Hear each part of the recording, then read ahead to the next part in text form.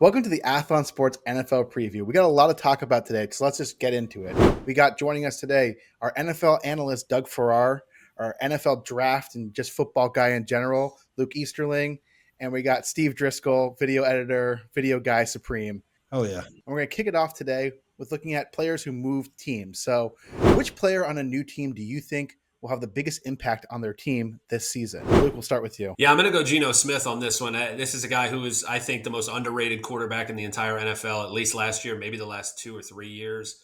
What he was able to do in Seattle, yeah, he had weapons, but that offensive line was just absolutely atrocious for so much of that time, and he was still able to make a lot of chicken salad out of you-know-what. So he's such a veteran stabilizing presence. If you look at what they've had in Vegas and what they've added, I just feel like he's the perfect guy for this opportunity, for this time, for this franchise. Pete Carroll taking over, definitely bringing in like a stabilizing force to the coaching staff and to the organization as a whole. And then Geno Smith does the same thing for this offense in this locker room. I think, you've got Brock Bowers, you got Jacoby Meyers, you add Ashton Jeanty as a top 10 pick. So the playmakers are there. They just need somebody to distribute the football. And I think his arm talent doesn't get enough credit. I think he's got more arm strength than people give him credit for. But also it's just his ability to mitigate weaknesses and to mitigate deficiencies around him with accuracy, decision-making, intelligence, just being able to stay cool and calm when everything is chaotic around him. And I just think you're going to get a consistency on a week-to-week basis that team, it's going to raise their floor so much more than they've had over the last few years with the quarterback carousel that they've had in Vegas. And again, I think Pete Carroll makes a big difference for the organization as a whole in terms of raising their floor of what their expectations can be on a week-to-week basis. And a lot of it is going to have to do with the fact that I think they're finally going to get consistent, high-level quarterback play from a guy who's been doing it longer than he's been getting credit for. Well, you look at the alignments, Luke. I mean, when Geno was in Seattle and they ran a lot of 12 personnel with 2 tight ends, his performance with 12 personnel was absolutely insane. And now you have Brock Bowers, who with Gardner Minshew and Aiden O'Connell as his primary quarterbacks, did the triple crown in history for rookie tight ends. Most receptions, most yards, well, not most touchdowns, only 5 because those were his quarterbacks. Geno's one of the 2 or 3 best deep ball throwers in the NFL. I'll brook no argument. And getting to know him in the Seattle locker room, I mean, all the stuff he went through with the Jets and the Giants and all that. And even, I mean, he was released like 3 times by the Seahawks. That was no sure thing. So he's been through all the battles. He's seen all the elephants. He comes in and he can take Pete Carroll's leadership right onto the field. I think it makes them – I think that gives them 3 to 4 wins just with his presence alone. Yeah, I wonder like who will see the greatest impact. Obviously, Bowers will be greatly impacted by bringing Geno Smith in, but a guy like Jacoby Meyers too, a slot guy like him, having an actual quarterback to be able to throw to him, I think is going to make a huge difference for a guy like Meyers and that whole offense in general. I think it's a great move. They had 2 terribly inspiring offensive coordinators, Luke Getsy and Scott Turner. Shout out Scott. Who did that? Getting back to Geno's deep ball acumen, I think the guy that we need to watch, Luke, I'm talking about here, is Dante Thornton, the rookie receiver from Tennessee. This guy is an Al Davis special. Big, fast, can just roam downfield and make these contested catch balls, just Godzilla cornerbacks downfield. I think Dante Thornton Jr. in pretty short order could be Geno Smith's new best buddy. And then you have, Myers and certainly, and then Michael Myers, the other tight end, and certainly Bowers. You have a receiving core that's pretty good. Chip Kelly is known as a spread guy. Well, his Oregon teams always went heavy run game. I mean, he seemed to know what to do last year with the run game with a certain college football team. So, yeah, I think Geno Smith, his addition glues everything together in all these other things they've been doing, and he's the perfect guy for that. Interesting. You like a guy like Dante Thornton Jr. over a guy like Jack Beck, another rookie receiver they drafted, who's been a lot of buzz about him in the early I'm not minimizing Beck. I just think as far as the deep ball stuff, Thornton was, and Beck is also a good deep ball receiver, but Thornton is just built for that. Well, that speaks to what I think is going to be a very complete offense that they just haven't had in a while, because you add Jeanty to stabilize the ground game. The offensive line is decent. It's definitely better than what he had to work with in Seattle. And this receiver conversation, all these times, we've talked about it before, about how everybody wants their receiver room to be like a basketball team where you don't have 5 or 6 guys that can do the same exact thing. You have guys that have very specific roles and very specific tools that they bring to the table. And I think when you have Myers and Bowers, and again, the thing that Jack Beck and Thornton bring to the table, there's something they can do that everybody else can't do or doesn't do as well as they do. And I think that Geno is the type of quarterback that knows what his guys are going to be good at, and he'll be able to take full advantage of that while having a sound ground game now with Jeanty. That it's just, again, it's something. It's a floor that the Raiders fans have just not seen from their offense for a while. And I think it's, I hate using the phrase like there's an adult in the room, but in terms of the football, there is an elevation to where, okay, we're not messing around with, again, a bunch of combined backup quarterbacks. We've got a guy who's a above average starter in the league, and that's just something they haven't had to work with. And he's got 2 or 3 more good years. I mean, honestly, I thought the Seahawks and moving on from Smith and going with Sam Darnold, I could be proven wrong. I thought they made a mistake. I think Geno's I agree 100%. He's younger, and that's it. He's not better at anything than Geno Smith when it comes to playing football. He's younger and cheap. Yeah, it's also weird they add Cooper Kupp to age up that offense. After trading away DK Metcalf and letting go of Tyler Lockett. Mm-hmm. Like Cooper Kupp is Tyler Lockett. He's not DK Metcalf. I just want to let you guys know. It's all going to work out just fine. All right, Doug, who do you have as the biggest impact player on a new team? Josh Simmons, left tackle for the Chiefs. Had he not suffered a torn patellar tendon in about midway through his last season at Ohio State last year, Simmons would have been my OT1 by a crushing margin because he just does everything so well. Luke, I would imagine he was right up there on your board too. Yep. And now he's fully healthy, and you see the reps. It's like this guy, I mean, he's so athletic. He can get to the second level and hit his targets. He's great with the kick step, all the technique, and he's got a nasty to him that really the Chiefs like because they have Trey Smith at right guard, and he's certainly that guy, the enforcer on that line. So now you have Simmons at left tackle, which was obviously they had to move Joe Thuney over to left tackle in the playoffs, and we saw what that did to them in the Super Bowl. You've got a guy who can solidify there. Sumatea at left guard could be okay. It's not a liability per se. Creed Humphrey, top 3 center. Trey Smith, top 3 guard. You got Jawan Taylor in his penalty festival and all his blown blocks over there, but, just line up on the line of scrimmage, Jawan. Just line up on the line of scrimmage, buddy. Well, he can't do that, but if Simmons plays in the NFL the way he played in college, I mean, this 32nd overall pick, that's a major, major value add for the Chiefs. The Chiefs had no deep passing game last year, and that wasn't all on the protection. Mahomes was not throwing accurately deep last year, and that's something we don't really talk about, even when he wasn't pressured. But certainly it gets to the point after 2 or 3 years of horrible offensive line play. And this is, by the way, is the credit to Geno Smith, who never really broke down with 2 or 3 years of horrible offensive line play in Seattle. I think with Simmons as that blindside left tackle that Mahomes can trust, that's going to put a lot of shots in the arm in Kansas City's offense, and Kansas City's offense needs it.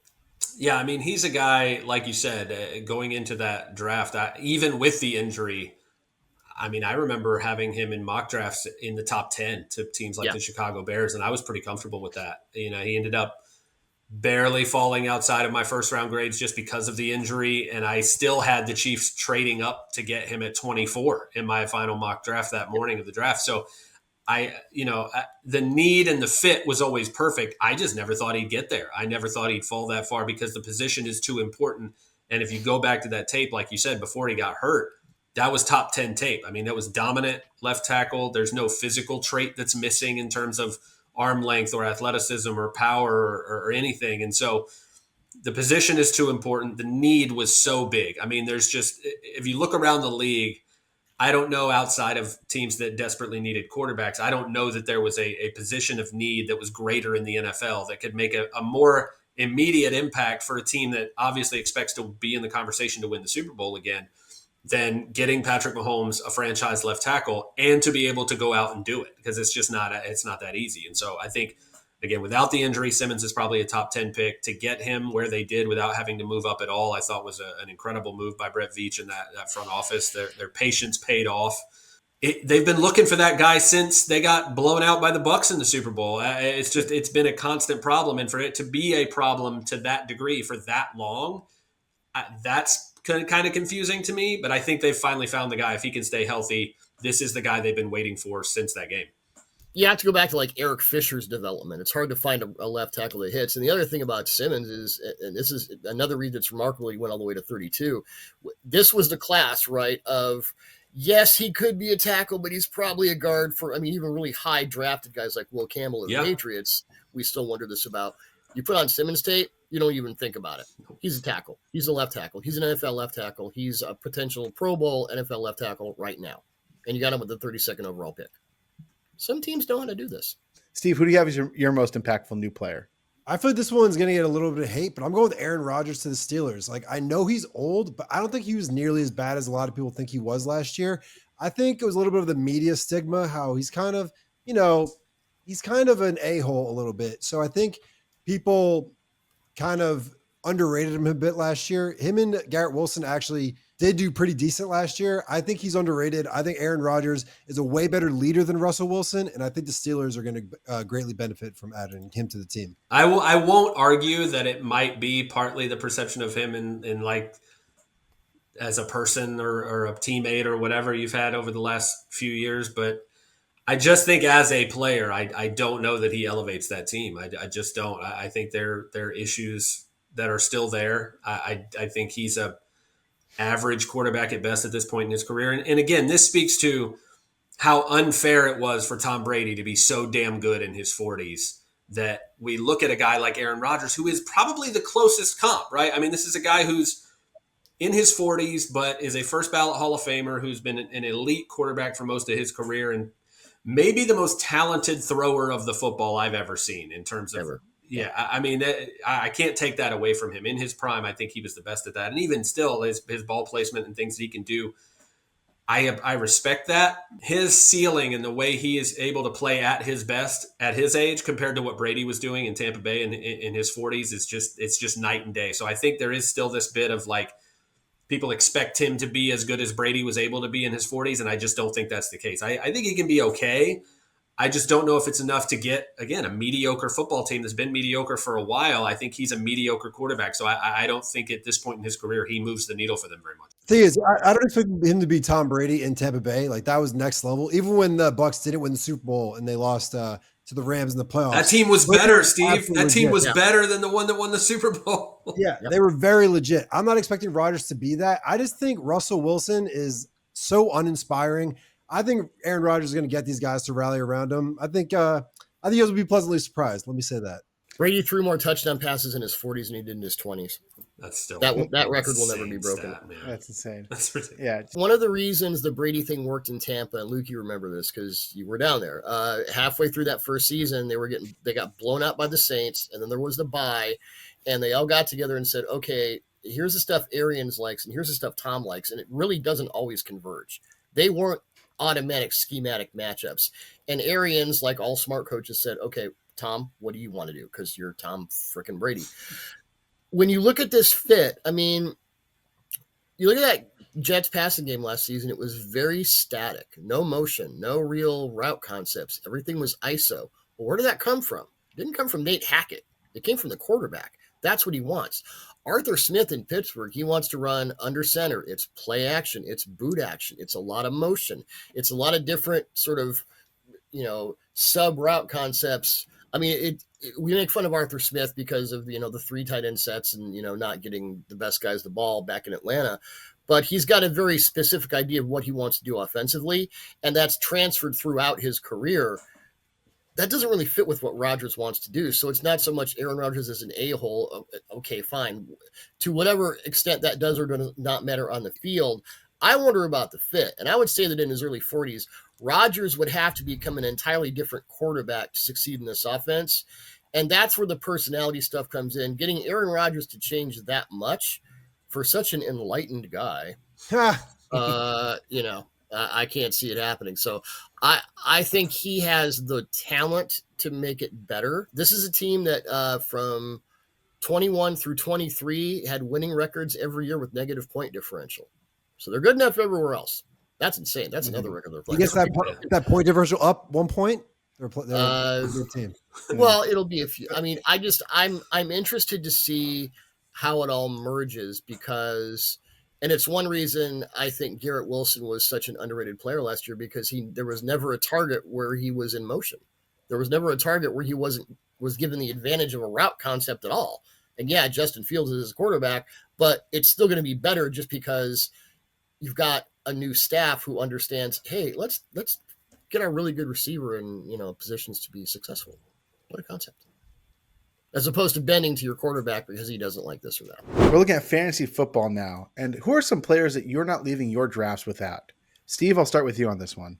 Right off the bat, I'll go with Brock Bowers. I love having the value of the best tight end because I feel like that's a position, while less so than other years, there's just a big drop off. There's only going to be, maybe 4 or 5 max really good tight ends. And I think he's going to be the best one. And as these guys said earlier in the podcast, Geno Smith is now his quarterback, way better than Aiden O'Connell and Gardner Minshew. So I think Brock Bowers, 100%. I'm getting him in the first round unless I have like a top 2 pick. My dynasty team is really happy about that, Steve. I'm hoping for the same thing. I traded a lot to get him in the draft last year, and I was very happy with the early returns.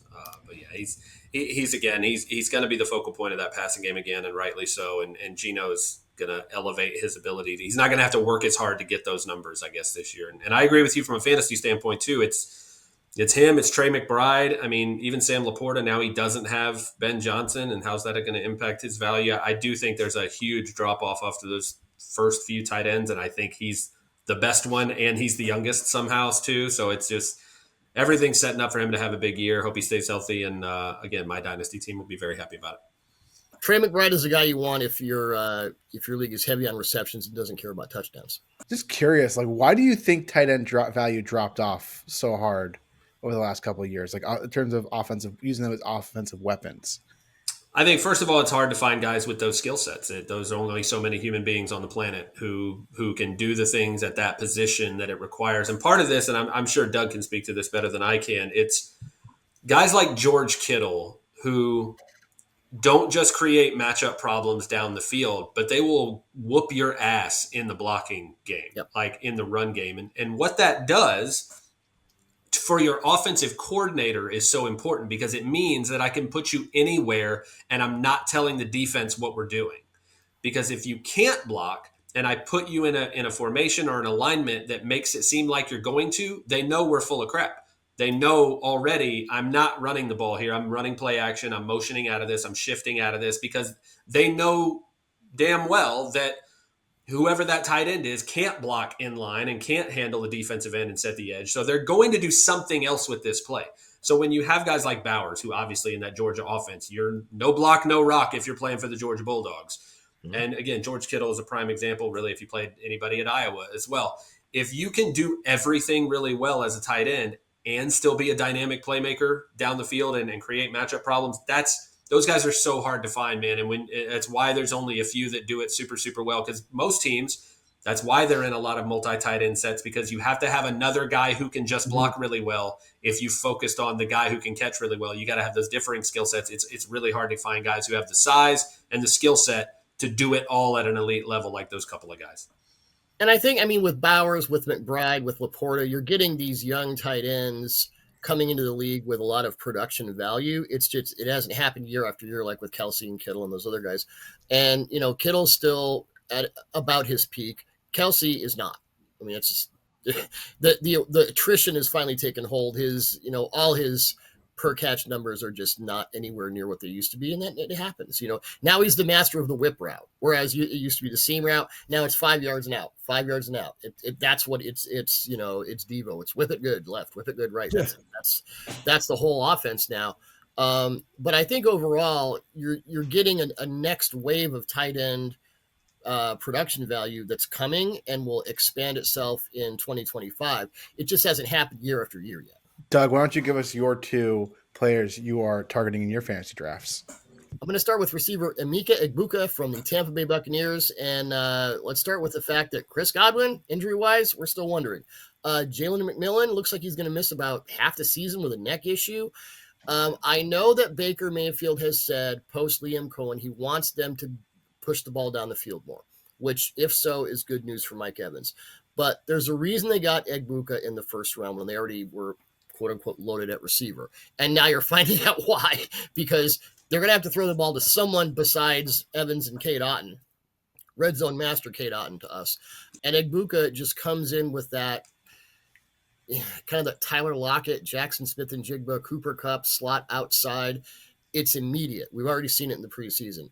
And certainly with a new staff, with Liam Cohen gone, they may push it down the field a little bit more. It's not really the functional construct of their offense. So they're going to need those intermediate experts. And Egbuka is that from day one. And especially if the injury situation continues late into the season, I mean, Egbuka is going to, and he's not a huge, like, contested catch guy, but what he is it's kind of like Kyle Williams of the Patriots, who's another guy I could, when I was thinking of rookie of the year, I was almost going there. These guys who just understand how to find voids in coverage, how to influence a cornerback this way and then go that way. He's got all those little subtleties down so well. Mayfield, it will help to sort of sand off his YOLO tendencies, which we all know. He led the league in interceptions last year, as great as he was. I think Egbuka comes in as a natural fit, and he's going to get a ton of production value because of what's happening to their other receivers. The other guy I'll go with is Kyren Williams of the Rams. Speaking of injuries, we don't know whether Matthew Stafford will be good to go all the way through the season. Because you can talk about arm talent. I mean, Stafford's one of the greatest of all time. I would love to see him full go through the whole season, but we just don't know. And Sean McVay is very good at making the best out of but Jimmy Garoppolo is a lot of Stetson Bennett is a lot of I don't care what he did in the preseason. Yeah. So Kyren Williams and Sean McVay over the last couple of years has gone from inside-outside zone to gap. Well, most people already know this. And Kyren Williams became his main man-blocking power running back.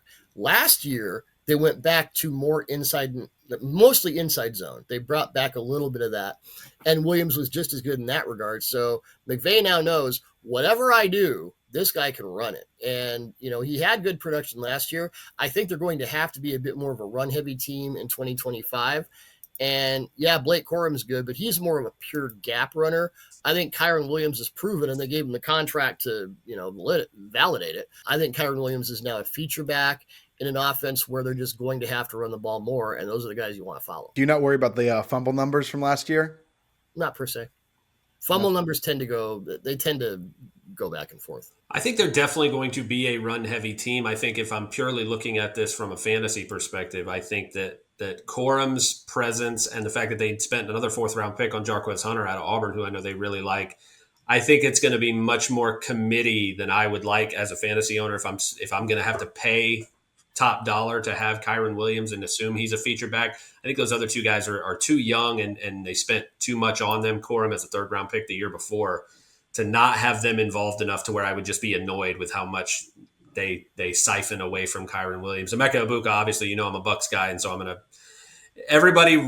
so many people raked the Bucks for that pick because they're like, oh, you need so many things on defense and you've already got all these receivers. Why are you doing this? This is why you do that. This is why you continue to keep a strength, because injuries happen all the time. They obviously probably had an idea with Chris Godwin that he was going to take longer than they wanted to be ready.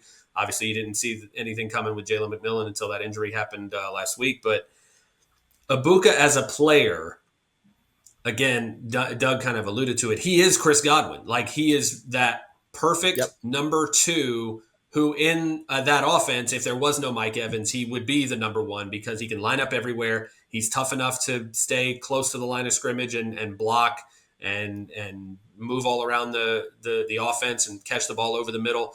But again, he's never had to be a contested catch guy because he's wide open all the time because he can create so much separation. And when you can do that, he's just such a ready-made pro out of the box. And obviously they've been saying that throughout camp and the offseason in Tampa. Well, we knew that already last year at Ohio State, watching him. He could have been a first-round pick the year before. But like everybody else in Columbus, they were too pissed off about the way the season ended. They all went back to win a championship, and they did. And so you're getting an even more experienced, even more polished guy. He's just so ready to make an immediate impact. And again, this is an offense that everybody can look at the fact that Liam Cohen left and went to Jacksonville. Nobody went with him. No. The Bucs kept almost everybody else from that staff, promoted Josh Grizzard, who's 35 years old. He was their third down guy last year. He handled the third down offense for Tampa Bay. They were the number one third down offense in the NFL last year. So the scheme is going to stay the same for the most part. There will be some new wrinkles, but they were top 5 in passing and rushing last year. The entire starting lineup is back outside of Godwin and Wirfs to start the season, obviously. But Ibuka's just primed to be that guy that while everybody else is worried about Evans, and rightfully so, he's the guy that's going to eat like Chris Godwin did last year up until that injury. Chris Godwin was the number one wide receiver in fantasy football when he got hurt. He was getting force-fed the ball all the time. Emeka Ibuka is going to play that role until Godwin gets back. And even long-term after that, he'll be that guy into the future. And that's the thing about the Buccaneers offense, the way it's set up. The quote-unquote number 2 receiver behind Evans is really a 1 or a 1A as far as production, as far as target share. They want 2 guys who are 1s in different ways. And that's, I think, with Ibuka, what they'll have. And then when Godwin comes back, God help everybody. Yeah, that's when it gets really interesting. I think all this Bucks talk leads us perfectly into Luke's first fantasy option. So, Luke, what do you have? Yeah, I'll talk about the other side. Again, I just talked about how balanced this offense was last year. And so much of it is because what Liam Cohen really did for this team was elevate the ground game. And he did it scheme-wise with a lot of things that they were finally creative with that they were never creative with under Byron Leftwich and really weren't under Dave Canales for that one season either. Baker Mayfield in the passing game expanded and had a better season. But what Liam Cohen brought to the run game and what Josh Wizard, again, will continue to is just so much more versatility, so much more playing to the strengths of the offensive line and the playmakers that they have. And the guy who exploded right away for fantasy owners last year was Bucky Irving. He went from, okay, he'll be the change of pace guy to Rachaad White, who's the starter, to by the end of the season, he had made Rachaad White take a back seat, and he was the dynamic guy who was on the field as much as possible. Rachaad White still has value on third downs because he's just such a good pass protector. He's such a smart, tough guy that he's such a great blocker and very valuable there. He catches the ball out of the backfield. But Bucky Irving, I think, and we saw a glimpse of it last week against the Steelers in the preseason game where they motioned him out wide and he ran like a go route for a touchdown. Like Teddy Bridgewater put a dot on him in the back of the end zone. If you're going to be able to manipulate formations to where he's out wide on his own against an inside linebacker, you're toast. And that's what we saw in that preseason game. I think Josh Wizard's going to be super creative with the way they use him.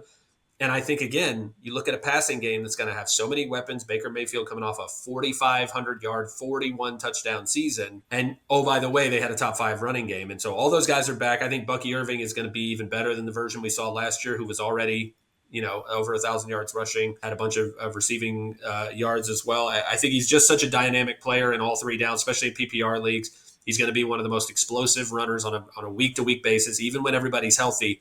He's going to be the engine that makes that offense go, and teams are going to have to respect that passing game to where they're never going to be able to load the box up against him. He's always going to have some soft boxes to run into. He's always going to be involved in the screen game, in the passing game, and every time he touches the ball, it feels like it's must-see TV, and he can score on any play. The guy that's a little more under the radar that I think doesn't get enough love pretty much every year since he's entered the league is Josh Downs, the wide receiver from the Colts, and Michael Pittman Jr. has been the number 1 guy there for a while. Obviously, that quarterback situation is hot garbage, and we know that. We know it's going to be a very run-heavy attack. We know Tyler Warren, top 15 pick, is going to be heavily involved in that passing game. But Josh Downs is the guy that always makes it work. Like, he is the guy that always gets open. He does the dirty work, even though he's a smaller guy. He's been banged up a little bit, but he's just such a sharp route runner. He's an explosive guy. He can create big plays. He can get open at every level of the field. And he's been able to do it while already having bad quarterback situations. He's never had a stable quarterback situation with the Colts since he got there. And so he's already proven that that's not going to keep him from putting up numbers. And I think while teams are worried about stopping Jonathan Taylor, they're worried about stopping Pittman and Warren, he's the guy that's going to consistently get the least amount of attention from opposing defenses. And I think he'll have the most room to work. And he's the guy that I think I checked his ADP the other day, and he's like the 50th wide receiver off the board right now in fantasy drafts. If you're looking for value at the position, that's where I look, is the guy that's going to get consistent production that I don't have to spend a high pick for. If he's the 50th receiver off the board, I'm super happy about that value. I like Downs. There's a guy on the Colts who I actually like better as a fantasy receiver. It's Alec Pierce, who had one of the more good explosive play receivers in the NFL, had 7 touchdowns to Downs' 5 last year. I like Downs. I like Pierce just because, well, it worked with Anthony Richardson, because the one thing Richardson could do last year was throw the ball downfield. That was it. Right. Either throw the ball downfield or run and get hurt. Yeah. Well, and that's why he frustrated me, honestly, as a dynasty guy. I ended up trading Alec Pierce in my dynasty league about halfway through the season because he was so hit or miss. Like, if he got those deep balls, he could win you a game. or he could not catch a pass. Like he would just completely disappear. And obviously A.D. Mitchell's there as well, second-round pick. I know they have high hopes for. He's still coming along slowly. But Pierce was just so inconsistent and so frustrating that I felt like the floor with Downs was always 10 points. Like, you're going to get me double-digit points every week. Yeah. Alec Pierce, it would be like 28 points or 4. And I'd be like, oh, my God. Yeah, I'd be afraid to take anyone who's depending on Daniel Jones to get them the ball. But I kind of like your strategy of like Downs might be the one guy maybe getting some shorter passes that Daniel Jones can complete. So, they're going to have to pass the ball. Somebody's got to catch it. Someone's got to catch it. Yeah. But that's a scary team right now. All the signs lead to Downs. Like all the fantasy statistics of like, his catches per game and all that stuff leads to him being a good fantasy option. But yeah, the quarterback play is so bad. Questionable. So which NFL team are you buying low on this year? I mean, I'm going to take the Jacksonville Jaguars here. There's a couple teams I could go with here, but the Jaguars are the team. And again, it comes back to some of the stuff we've already said about Liam Cohen and how he did in Tampa Bay last year. That offense, first of all, the roster as a whole, they were picking 5th last year, right? In the 2025 NFL draft. They are not the 5th worst team in the NFL last year. They just weren't. And obviously there were so many injuries, Trevor Lawrence, chief among them, but they've been so disjointed as a franchise that they haven't had enough stability to maximize the talent that they've had. There are some dudes on that defense. I mean, they've got a damn good pass rush. 2 of the better edge guys in the league, and Josh Hines-Allen and Trayvon Walker.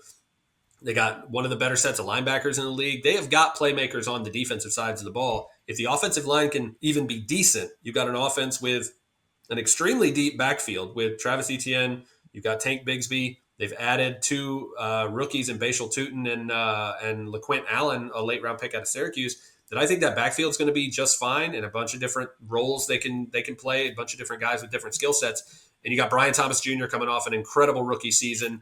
And, oh, by the way, you just added Travis Hunter to the mix on both sides of the ball. So I never thought they were as bad as they looked last year at times. And I think Liam Cohen, what he's going to bring to the offense, I have no idea what he brings as a head coach. That's my biggest concern for the Jaguars, is that he has very quickly worked his way up the coaching ladder a year or 2 at a time. He's had like 4 or 5 jobs in 4 years, Liam Cohen has, and now he's in the big chair. And so now it's going to be a matter of, okay, you've been a great offensive mind. You've been great, with the X's and O's part of running an offense. How are you going to do in the CEO role? How are you going to do managing the things from a game management, game day perspective, a whole, organizational standpoint as a head coach? That's the stuff we don't know yet.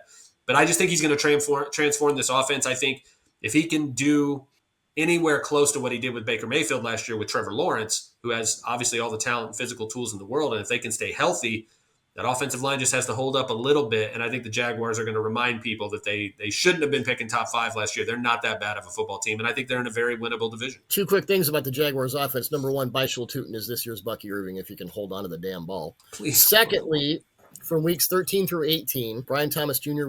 had the 3rd most catches and the 3rd most receptions in the NFL and was top 5 in touchdowns. And his quarterback was Mac Jones. That guy is utterly ridiculous. He is a mutant. We all talk about Malik Neighbors. I think Thomas had a better season. I thought he was the best rookie receiver. So he put up better numbers with Mac Jones than he did with Trevor Lawrence as his quarterback. That's ridiculous. So they've got some dudes. They've got some dudes. Means Mac Jones is better than Trevor Lawrence, I think. 100%. It means their scheme needs a little bit. Well, there's your poll quote. Yeah. Just a general question about the Jaguars. Do you think Travis Hunter plays more snaps on offense or defense this year? He should play more snaps on defense. I don't know what he'll do. Should play more snaps on defense, and I think it will be more on defense, at least right away. I think he'll be heavily involved in specific things on the offense, but I think it's going to be easier to plug him in on defense and leave him there more often, and it'll be very intentional on offense until they find wherever that tipping point is in terms of his workload. They don't have anyone else who can do what he can do on defense. They don't have cornerbacks like that. They have receivers who are good enough. I mean, this is why you trade up to me. And like Luke mentioned, they have a good pass rush coming in next year with Trayvon Walker and Josh Hines-Allen. That and having a really good defensive back go hand in hand. So I kind of agree that Travis Hunter should be used more at cornerback next year. And it's so much harder to find an elite shutdown corner than it is to find a really, really, really good wide receiver. And they already have one. They already have Brian Thomas Jr. They don't need a number 1 receiver. They need that shutdown corner to be there. And I think he'll be much more valuable to them on that side. Especially a young shutdown corner, because that's a position where you hit 27, 28, you start falling off a cliff very, very, very quickly. And you get really expensive before then. Yeah. You get expensive, then you get hurt, then you're gone. All right, Doug, what team are you buying low on? I'm going with the Chicago Bears, and it's not because of Caleb Williams per se, although I thought Caleb Williams looked really good this preseason. It's the interior offensive line with Drew Dahlman and Joe Tooney and Jonah Jackson. But really, and we are sleeping on this, guys, their defense is going to be an entirely different beast. You got Dennis Allen with all his pressure looks up front, all the tight man coverage. They've got the guys to do it, and they brought in some people who I thought were very underrated last season. They had Javon Dexter Sr., who I thought really kind of made his claim to being a starter last season. They've still got Montez Sweat. They brought in Grady Jarrett. They brought Deo Obenyo in from the Colts, who's one of the most underrated edge rushers over the last 2 seasons that I've seen. You've got Jalen Johnson, who's got an injury issue, but is one of the best cornerbacks in the NFL. Kevin Byard, Jaquan Brisker in the safety rotation. You've got TJ Edwards and Tremaine Edmonds. Their defensive coordinator, I think, resigned week 3, so Matt Eberflus had to take over. That's never going to give you the best sort of situation for your personnel. They were much better on defense than they much better with personnel than they were with result. I think that will really flip, and I think the Bears could be a playoff team in what is a brutal division, but in every division things turn from year to year, and I'm on the Bears more for their defense than for their offense. When I'm buying low, I'm looking at a team that is their over-under for wins is 6.5. I'm going with the Raiders. You got Geno Smith. You got Brock Bowers year 2. They have a lot going for them. Great guys on defense, perhaps a defensive player of the year candidate in Max Crosby. So 6.5 wins for that team. I think that's probably baked in because they're in such a tough division in the AFC West. But I think the Raiders I'm going with 9 wins, and that's 2.5 more than that win over-under for their wins. So I'm buying low on the Las Vegas Raiders. If the division wasn't such a bloodbath, I would agree with you, but it's a gauntlet. I keep wanting to think that the Broncos regress, but I remember how good of an offseason they had building that defense. And Sean Payton's a great coach. Yeah. Well, it's not as fluky as it kind of seemed. Yeah. Because Bo Nix year 2, you could say make the argument, maybe the offense isn't the same as it was, but that defense is going to be they're a monster. Unreal. Yeah. Very well-rounded team. They got good receivers. They got good everything. In terms of teams that you are a little more skeptical on, which teams are you selling high on this year? Doug, we'll start with you. I'm going with the Minnesota Vikings, and it's one obvious reason. I don't know what J.J. McCarthy is or is not. I thought he looked okay in the preseason. I thought Kevin O'Connell schemed him up pretty well, and Kevin O'Connell's the best offensive coach in the league. I've been saying that for a couple of years. He is out McVay. He's out Shanahan. He's the man. So whatever J.J. McCarthy is capable of, I think you'll see it. I just don't know how much of that there is. I gave him a low second to high third round grade based on his college tape. And that was another situation where he was set up about as well as he could have been. I'm not going to claim to know 1/100th as much about offensive football as Kevin O'Connell does, but it kind of feels like he talked himself into McCarthy when he probably should have stuck with Darnold and maybe seen where that went. The Vikings do have everything else. They have a great defense with Brian Flores. They've got the run game. They've got the receivers. The offensive line is okay, which is another reason McCarthy might struggle. But I go back to the quarterback and I don't know. And it wasn't a situation where I don't know, but at least I was high on his college tape. It's more, I don't know. And I've never really seen what I would want to see from a quarterback that you're asking to take over a franchise that has Super Bowl expectations. I'm not there with him. I don't know that I ever will. Yeah. I don't believe in J.J. McCarthy. He just doesn't look the part to me. But you know what? Brock Purdy didn't either. However, he was the last pick in the draft, and he's kind of just... Purdy came in with an unnatural ability to read defenses and throw guys open, and it was all the little things you couldn't really tell until Brian Greasy got a hold of him after they took him with that last pick in the draft. And then they went, oh, my God, he's fifth-year NFL veteran above the neck. A lot of times you don't really know that until you get a guy.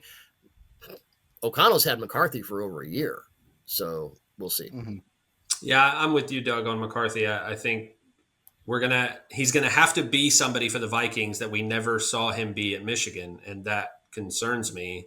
I don't necessarily think he can't do it because I think the physical tools are there.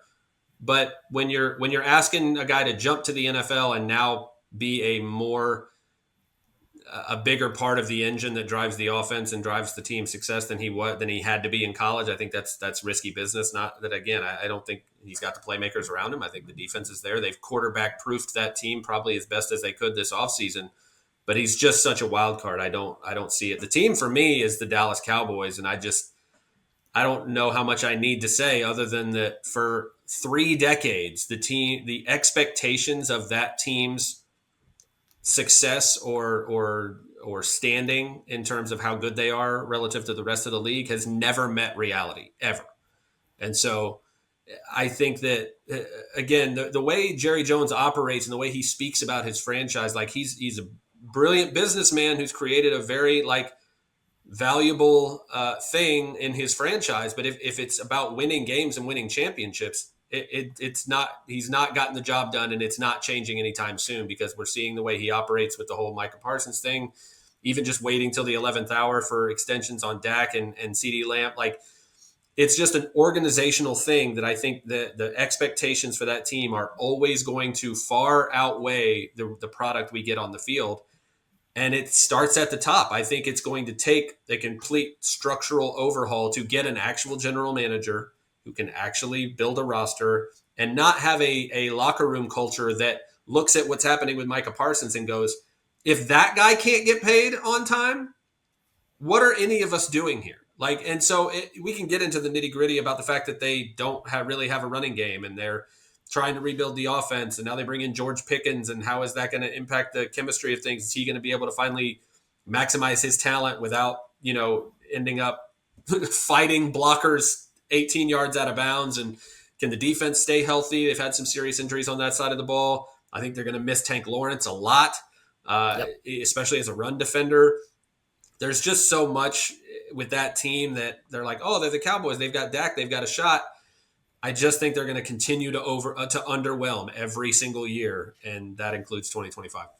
If Jerry's such a brilliant businessman, why does he keep waiting too long and having to overpay all his best players and still polluting the lot? It takes a special kind of genius, I guess, to overpay all these guys and still pollute the environment in the process. He's George Steinbrenner, but Steinbrenner at least knew when to give someone else. He was a media asshole, but he still won. Steinbrenner still had the wherewithal. Jerry gave Jimmy Johnson the reins for a while. He gave Bill Parcells the reins for a while, but it never lasts because eventually, we're good again. Well, now it's me. Well, and when Jerry was talking about, it was whatever, that fan event or whatever, when he was talking about Micah Parsons and started to bring up he was injured and maybe we don't do it. Jerry Jones talks about his team like they are a perennial Super Bowl contender still. And my favorite stat about the Dallas Cowboys is that the last time they won a Super Bowl was the same year that Sheryl Crow beat Green Day and Counting Crows for Best New Artist at the Grammy Awards. So he thinks his franchise is something that it's not. They haven't won a damn thing since that was the reality we lived in. And he operates as if they are in the conversation every year. And they're just not. They're just not that good of a football team. Not quite Jethro Tull over Metallica for best metal, but that's pretty close. I'm going to go with the Seattle Seahawks. Honestly, I didn't even know that I was selling high on them until I saw your guys' predictions. But, I'm not a Sam Darnold guy. He's not as good as Geno Smith. They lost DK Metcalf. Cooper Kupp's getting old. I just don't think Seattle has it. To see them as a division winner to me is absolutely crazy. So I'm definitely selling high on the Seattle Seahawks. Yeah, they got a good backfield. I think they've improved the offensive line a little bit. The defense is going to be good. Always going to be good with Mike McDonald. Yeah, I think it says a lot more about the defense and a lot more about the rest of that division, which I just don't think is going to be very good, especially if Matthew Stafford can't stay healthy. I think they'll win it by default and with really good defense. I'm also not a big Sam Darnold guy, and I don't understand how they approach this offseason at all with the moves that they made, particularly on offense. It was very confusing to me too, Steve. I really do just think that I think the 49ers continue to regress. I think the Cardinals are still not a very good football team. And I think the Rams, if Stafford isn't around for any sort of time, I think they've got a great young defense, but I just don't believe in the rest of that offense. So I think they win it by default. I think when you look at what John Schneider tends to want, who's been their GM since 2010, and now he's more in charge, obviously with Pete Carroll gone, he wanted Andy Dalton bad. He wanted Ryan Tannehill bad. he signed Matt Flynn to a mega deal and then kind of backed into Russell Wilson for the last decade. This is kind of the quarterback he wants. He wants a guy who doesn't cost a lot. He already had that guy. He was Geno. And won't win you games and is kind of in this unspectacular middle. I think he saw Geno as a quarterback with too much variance. I'm not arguing for. Oh, I know your team, Geno. I'm saying this is the basis of it. I mean, Darnold couldn't solve that Rams defense. I mean, that's the last thing I'll say so we can move on. But that Rams defense absolutely crushed him in the playoffs. So bad taste in my mouth. Yeah. He sees ghosts. Yes. Ghosts. Which 3 games are you looking forward to most this season? Luke, we'll start with you this time. All right, so right off the bat, I think the easy one is Bills-Ravens in week 1. We're going to get the last year's MVP and Josh Allen versus the guy who should have won it and Lamar Jackson. Thank you. It's still going to be must-see TV. I think it's going to be – I don't think there's any type of – I don't think Lamar cares in terms of like, oh, I got to go show him that I'm the better guy. He's just going to go be Lamar, and I think that it's just a beginning. It's going to be a great football game between 2 teams that are both going to be Super Bowl contenders and 2 of the best quarterbacks that we've ever seen, honestly. And I don't say that lightly. That's going to be great right off the bat. Similar, but on the back end of it, I think going into week 18, I think that game between the Commanders and the Eagles is going to have huge implications. I think the division could still be on the line that late into the season.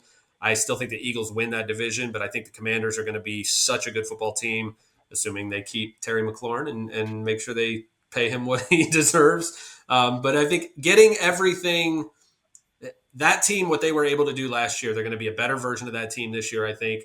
They kept most of what they needed to. They've added some pieces that are important. The Eagles are still going to be a juggernaut, and I think that game is going to be, again, assuming everybody's still healthy, that to finish the season, I think is going to be an incredible, incredible game to watch. And then my third one is a purely aesthetic, personal choice, because when the Tampa Bay Buccaneers and the Seattle Seahawks both brought back their throwback uniforms a few years ago, it was a victory for all of us like uniform lovers that just really enjoy those types of things in the game. But those of us that are purists about the game were like, man, you know what would be the perfect thing is if the Bucs didn't just bring back the orange creamsicles, but they brought back the white ones that they wore in 1976. Because a lot of people don't know this. The Bucs did not wear orange in 1976 at all. They wore the white uniforms the whole season. And they wore a different one than they wore a few years later because they were orange numbers with red outline, and then they switched to the other way around, and that's what they wore until 97 when they switched to the red and pewter. But they were also in the AFC West. They were in the AFC West. I don't even know what. They're celebrating their 50th anniversary this year, and so are the Seahawks because they both came into the league in 1976. So both teams are celebrating 50th anniversary. The Bucs went and unveiled the fact that they're bringing back the white alternates. And sure enough, like we were all begging, like so many teams have an opportunity to do the cool thing and they just don't. The Bucs and Seahawks are going to play in Seattle week 5, both in their throwback uniforms that they would have worn in 1976. And it's just going to be the most aesthetically pleasing football game I've ever seen in my life. I cannot wait. So I don't even care what happens on the field. Obviously, I want the Bucs to win. But the fact that like 5 years ago, we're like, you know what would be cool? And now it's actually coming to fruition. We're going to actually see this game played out. I don't have to just change the uniforms in Madden to make it happen. Yeah. I cannot wait to see that game. I might have to invade the press box for that one. Oh, yeah. Steve, why don't you go next? Hell yeah. All right. So mine are a little different. So I can't get too excited at the end of this season just quite yet. So a lot of them are going to be at the beginning of the season. Right off the bat, I'm going with the Titans at the Broncos in week 1. This is purely a Cam Ward play. I love watching Cam Ward. I want to see how he can do at the NFL level. I want to see what Bo Nix has in year 2. Is this guy going to come out looking like, oh my gosh, is he an MVP candidate? So this is really a Cam Ward versus Bo Nix play. Very excited for that game. Steve, I'm going to interrupt you because thank you for doing what the NFL did not do and realize that they have a superstar, entertaining, number 1 overall pick quarterback, and they didn't put him on national TV once this season. The entire schedule, no Cam Ward on national TV. Thank you for giving Cam Ward his love. I can't wait to see him either. Luckily, I got Sunday tickets, so I will be watching that game, or I'll stream it in case I don't renew it this year. But yeah, dude, I'm very high on Cam Ward. Second game, Luke, you will absolutely love this. I'm excited for the Bucs at Falcons week 1. I feel like that's the one division where I'm like, I'm not that confident as to who's going to win the NFC South. So I kind of think this is a preview of how the year is going to go. Are the Falcons going to overtake the Bucs? I kind of don't think so. I'm high on the Bucs, maybe because I spend too much time talking to you, but I'm very excited for that game. I think it's an early preview of a very important game. And for my third one, it's a little later in the year. As a Patriots fan, I've always known that the season really doesn't start till November. So I'm going with a Week 11 game. It's going to be Lions at Eagles. That could be a preview of the NFC Championship. I think both of those teams, I think it'll be probably the game of the week. So Week 11, Lions at Eagles. I'm definitely pumped for that one. That Bucs-Falcons game is probably going to make me sad because they won't have Tristan Wirfs and they won't have Chris Godwin and they won't have Jalen McMillan, and I'm going to be very sad because I think they're probably going to lose, but I don't think it'll matter because by the end of the season, everybody will be healthy and we'll win it again. So what they're doing is they're underselling and they're going to over deliver. They're falling behind for a more dramatic victory. Yes. You're going to love it. All right, Doug, which 3 games do you have? I'm going to start week 1, Vikings at Bears. And you would think Caleb Williams, disastrous rookie season, Brian Flores, Petri dish defense, you throw everything at him and the rookie quarterback folds. Here are Caleb Williams' stats in 2 games against the Vikings last year. 50 of 78 for 531 yards, 3 touchdowns, no picks, and a quarterback rating of 96.7. And now he's a little more on the ball than he was last year. And now you have, as I mentioned, a very different Bears defense. And I can't wait to see that thing unleashed. I'm not saying that the Bears are going to beat the Vikings 40-10, and all of a sudden there's a new sheriff in town in the NFC North. I'm not saying that because there is no sheriff in the NFC North. Everyone can be the sheriff. But I do think that's a major, major sort of claim staking game for the Bears, who then, by the way, have the Lions, the Cowboys, the Raiders, the Commanders, the Saints, Ravens. I mean, it just gets harder and harder. It never lets up. So the Bears could be in a 6-11 team that actually plays like a 12-win team. We just don't know. My second game, week 2, Eagles-Chiefs, Super Bowl rematch. I think, talk about claim staking games. This is a point where the Chiefs have to be able to say, no, we're still the alpha. Yes, you beat us like Foghorn Leghorn beat the cat in the Looney Tunes cartoons, but that's not who we really are. They need to make a statement there. And then week 17, Broncos at Chiefs. I think the Broncos might have the best roster in the NFL this year. I think they do have the best defense. I think people are sleeping massively on Bo Nix. I've felt that way since before Bo Nix was drafted, and I heard all these things people were saying of him. I'm like, which quarterback? Are you watching a different Oregon quarterback from like 12 years ago? Because you're not watching him. I think that could be for supremacy in the AFC West and the AFC overall. And right now, that's a pick 'em for me. I think the Broncos really, the way they're set up and the way the Chiefs are still kind of coming back from, by the way, the Chiefs defense in the second half of the season ranked 27th in DVOA, down from 4th in the first half. This isn't automatic anymore. So that's a major game for everything up to from AFC West to Super Bowl ramifications. Broncos Chiefs week 17, huge, massive. Do you think these teams will hit their over? Starting off with our teams that are given for 11.5 wins this year. So do you think these teams will have more or less than 11.5 wins? We have the Ravens. More. Over. What about the Buffalo Bills? Over or under 11.5 wins? Over. Kansas City Chiefs, over under 11.5 wins? Under. Over. Under. I'm going under. I got a little excited. There are a lot of things that scare me there. I think they could win 10 or 11 games and still win the Super Bowl. That's the problem. They won so many games by the seat of their pants last year. It's just not sustainable. I agree. By the seat of a penalty flag. Philadelphia Eagles, over under 11.5 wins? Over. Under. I'm going over. I think they're going to be the best team in the NFL. All right. Moving on to our 10.5 win teams. The Detroit Lions, over under 10.5 wins? Over. Just over.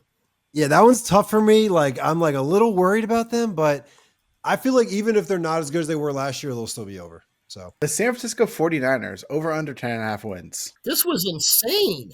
Yeah, this is insane. And I think the only reason why the 49ers here at 10.5 is because they get to play a last place schedule this year, finally, for the first time in a while. And do people just think that injury regret, because they were so injured last year, they were so beat up, but it was a lot of their older guys who were beat up, Williams, Bosa, and McCaffrey. I don't see them being more than a 6 or 7 win team. I'm taking a massive under here. They lost so many guys on defense this offseason. They did. Like they lost so many important guys on their defense. Yeah. I don't see 10 wins. And if they get to 10 or 11 wins, it's only because they get to play a lot of really bad teams. And some of those bad teams are like kind of teams like are on the come up. Like I think the Panthers are going to be better than they were last year. Although they're I'd going to be a probably pain pick in the the ass to 49ers. play against. Yep. Yeah. They're going to win 5 games, but you're going to feel it. Now moving on to our 9.5 win teams, we got the Cincinnati Bengals over under 9.5 wins. Over. Here's where I throw out my stat. Last year, the Bengals pressure rate with Trey Hendrickson on the field, 37.4. Without Hendrickson, 24.8. The Bengals sack rate with Trey Hendrickson on the field in 2024, 6.3%. Without Hendrickson, 2.9%. They have no defense with him. They have a negative defense without him. Joe Burrow cannot throw for 9,000 yards. They're not going to win 9 games. I think there are, well, you will hear my other prediction later, but I'm 100% going over. I'm very high on the Bengals this year. Did you watch at the end of last season? They won their last 5 games, including that insane game against the Broncos. I think this is the year where the offense not just comes together because it's been coming together for a long time, but I think they're going to peak this year, that offense. I think this is a great year for the Bengals. I'm 100% going over. They peaked last year. They scored 30 or more points 8 times. They went 4-4. Hey, how much more can you peak?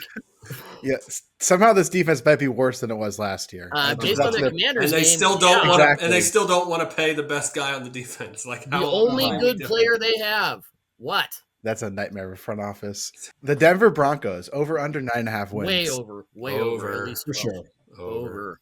I'd be so shocked if they only win 9 games or have less than that. I'd be so surprised. The Green Bay Packers over under 9.5 wins. I'm going to say under barely because that division is just going to be so tough, and we don't know if Jordan Love can stay healthy. That's my biggest concern there.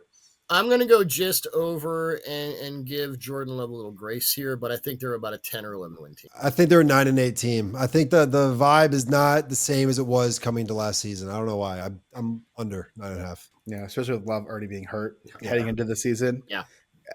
That's a real thing with his career now. It's just all the injuries. Yep. They've been piling up every year. They do have a legit number 1 receiver for the first time since I think Curly Lambeau coach Don Hudson and Matthew Golden. So that's nice. But he's wearing number 22. So I know. It's a weird fit. It is. The Houston Texans over under 9.5 wins. Under. Barely over because they play in the AFC South, and I love CJ Stroud and I love D'Amico Ryan's defense. They're going to be a nasty defense. I think they barely get 10 wins. They have no plan. I don't think Stroud will make. I don't even want to say this.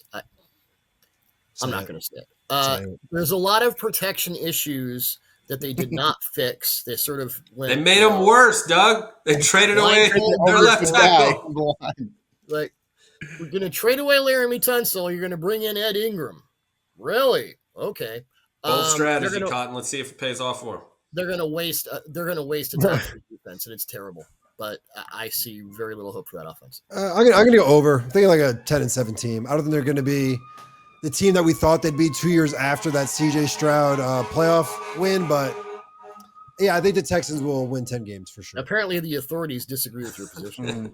That's the fireman because my take was so freaking hot. So. Hey, there we go. The Los Angeles Chargers over under 9.5 wins. Barely under because that's a tough division, man. I don't know. I don't know what we're going to get from that defense just yet. And Justin Herbert still very much in that Trevor Lawrence, like we know the tools are there, but we haven't put it all together. I don't know. I think it's going to be hard to get out of that division with more than 8 or 9 wins. I think he put it together in the regular season and 4 picks against the Texans where he couldn't even get the ball, but without getting demolished. And now Rashawn Slater's out for the whole year. Yeah. I do want to see him elevate the offense, Herbert elevate the offense beyond his own abilities. I haven't seen that yet, but I'm a huge believer in Jim Harbaugh and his ability to motivate. And that Jesse Minter defense, one of the more untold stories of 2024. So I think they're just over. I think the Chiefs are going to take a couple steps back, and the Chargers will be able to pick it up. I'm going to go under. It's purely because of the division, like you said. And while I do believe in Jim Harbaugh, which is why I would kind of want to be high on them, I also believe in Pete Carroll. I also believe in Andy Reid, and I also believe in Sean Payton. So that might be like the most well-coached division I've ever seen in my life. Yeah. So someone has to lose some games, and I think it's going to be the Chargers. Yeah, it is crazy that all 4 of those, coaches are like second chance, like third chance even of like great coaches from like 15 years ago still in the league. Yeah. They've all won a Super Bowl except for Jimmy. Jimmy. Harbaugh. I mean, it's just amazing. But he won a national championship. Yeah. And he lost the Super Bowl just barely. So what was that holding on that last play? Perhaps. The Los Angeles Rams over under 9.5 wins. I'm going to go under because I think Stafford's in trouble. Yeah, same here. Barely under because I don't think he makes it through even a significant portion of the season. And I hate that because, man, Yeah. we're going to look back at Stafford and go, it's funny because we don't talk about it as a Hall of Fame quarterback now. 5 years from now, it'll be like, why didn't we say this before? Obviously, he is. I'm going to go over. I think that defensive line is incredible. And look, Stafford's not out for the season, guys. We are worried about his health. I 100% agree there. But I think 2 seasons ago, he missed a large portion of the season. And then he got that team whipping just in time for the playoffs. I think the Rams, most well-coached team. I'm a big Sean McVay guy. Great defense. And, he's got weapons, Stafford. So if they do have to go to their backup for some games, if those backups can win 1 or 2 games maybe, if that even needs to happen, I think they can. I think the Rams, that's what I'm taking to win that division. But, so yeah, I'm going to go over. Yeah, to me, they're a team that can turn it on so fast that if they mutter through half the season, like, they can figure it out really quickly and play with anyone. They started 1-4, and Stafford was banged up. Kupp was out, Nakua was out. Then they had the bye. Then they came back and kind of put it back in gear. I mean, my gosh, I love the defensive line. I love Sean Dolak. I love Willie Lampkin, my favorite guy. I couldn't shut up about him on the best player available podcast. Mighty Might. Without a quarterback, and your second is Jimmy Garoppolo, and your third is Stetson Bennett, I don't know what you do with that. Unless they make a trade for Anthony Richardson and McVay is able to extrapolate something out of that, which I wouldn't bet on either. I think they're kind of stuck. And this is where, as much as they've drafted well, this is where the F them picks philosophy kind of gets you at the game's most important position, because you haven't really plotted it out past a guy who was already sort of in his golden years. I don't know. Yeah, if Stafford plays all 17 games, I'll take the over. I just don't think if Stafford plays all 17 games at his level, they'll win the division. They might go to the NFC Championship game, but just a how certain are we of that? The Tampa Bay Buccaneers over under 9.5 wins. Over. I'm going to go over here, and it's listen. The early part of this season might be rough. Again, Tristan Wirfs is going to not be ready for a few weeks. Chris Godwin's probably not going to be ready for a few weeks. Jalen McMillan, now he's out for at least half the season. It's going to be tough for them to be as good as they can be the first few weeks of this season. But this is a team that was 4-7 and 4-6 last year and the year before, and they won the division both years. Game within 8 points of going to the NFC title game a couple of years ago. I think it's not going to matter. I think down the stretch, when they get healthy, they've got everything in place. They're going to have some improvements, some young reinforcements on defense. And that division, I think Atlanta will give them a run for their money, kind of like they did last year. Atlanta kind of faltered at the end there. But this is a team that, again, even when they're late in the season with a losing record, they have the leadership and the talent and the coaching. They have everything they need to right the ship and when it matters. They're going to do it again this year. They're going to win 10 games. Bulls has 2 defenses, one with Antoine Winfield and one without. He had the one without too often last year. He gets that guy back. Whole different story. I like the Bucs. Going over. The Washington Commanders over under 9.5. With Terry McLaurin over. Yeah. With Terry McLaurin over. I'm a little worried about their defense, but they have to bring McLaurin back, and Daniels is, everything we ever imagined he could be. Yeah, I got to go over. With Jaden McDaniels alone, I think they could be absolutely incredible. You got the Giants in your division. That's 2 wins right there, probably. Probably get a win against the Cowboys. I'm kind of surprised their over-under wasn't higher, not going to lie. They ended the season on a very high note. I definitely like them to get at least 10 wins. Come on. So they have a tough schedule because the NFC East plays the NFC North and the AFC West this year. Ooh. On top of them playing all second-place teams. Yeah, that's damn. Going to be easy. Yeah, it's a tough schedule. Yeah, schedule might be more of the problem than the actual team. Mm-hmm. We got the Arizona Cardinals over under 8.5 wins. Under. Yeah, what the fuck? What the hell? Bang the under. Chicago Bears over under 8.5 wins. Barely under. Tough division. Barely over. 8 wins. 9. No, yeah, 8 and 9. Under. The Dallas Cowboys over under 8.5 wins. Under. Shot and under. Over 9 wins. The Minnesota Vikings over under 8.5 wins. Just over. Just over. Under. The New England Patriots over under 8.5 wins. This is a sassy pick, and I like it. I'm going over. I think they're a Yeah. 10-win team. Just over. Just over. I Let's think they go. win 9 games. I'm a Pats fan, but I'm going to go under. I think it's tough. I'll go 9 wins. We're going over. We pulled you over. I got brought Doug you up Farrar to and 9 Luke wins. Easterling taking them. That swayed me right there because I thought I was a little too high on them just because I love them. I'm going over. I like this next one for what it represents. The Pittsburgh Steelers over under 8.5 wins. Over because Mike Tomlin made a deal with some malevolent spirit or some otherworldly force to make sure they have a winning season. I don't know. Mike Tomlin's coaching. They're going to win 9 games. I'll bank on that. They'll win 9 games because, as Tomlin himself would say, they have set themselves up to be perfectly cromulent forever. 10-8, going over. And lastly, we got the Seattle Seahawks, 8.5 wins. Over. Over under. Over. Under. Moving on to 7.5 wins. The Atlanta Falcons over under 7.5 wins. Just over. I'll give them a pretty decent over bump. I think the defense is going to be sneaky. I think we're going to see 9 wins. Over. Michael Penix is really good, guys, and that offense has had the weapons for far too long without using them. That won't be a problem with Michael Penix Jr., and I do think that defense will be much improved. I think the Falcons could be kind of sneaky good this year. Yeah, I'm not happy about it. The Indianapolis Colts, this must have been beforehand, over under 7.5 wins. In the floor, under the floorboards. Under. Yep. I'm going to look up what's under the basement. But before what? I mean, I'm not high on Daniel Jones or Anthony Richardson. I think under. Yeah, I was going to say, I don't even know that whoever wins that job, it makes an impact at all. The good news for the 2026 Eagles is that Shane Steichen can be their offensive coordinator again. There we go. Bring him that back. would be great. The Jacksonville Jaguars, over under 7.5 wins. Over. I'm going to go slight under. I'm just not as convinced. I've run out of rope with Lawrence. I don't get it. I got it for a while to a point. He played in such a simplistic college offense, and I figured Peterson and Press Taylor got him a little quicker in the pocket, but he's so logy. It just, you got to speed things up, man, or it's never going to work. I think under. I'm going to over. 7.5 just isn't enough for me to be afraid of that. Over. The Miami Dolphins, over under 7.5 wins. Under, because the only teams that talk about culture and needing it are the ones that don't have it. Yeah, under. I think the Dolphins could be really bad. I don't say they will be, but I just wouldn't be surprised if this is how the Mike McDaniel era ends and it's just not good enough and they just tank this year. I don't think they're going to be very good. Yeah, we already have Tyreek Hill acting up. They're going to go under. Dolphins, it's not it. Also, Tua could get hurt immediately. So be interesting if they decide to move on from Tua after this year, where how everything kind of shakes out for them. And Tua, and for sure. That's kind of what I mean. I think this could be the start of them having to blow the whole thing up in the offseason because it's just not working. The demolition is nigh. Right, moving on to 6.5 wins. We got 2 interesting teams here.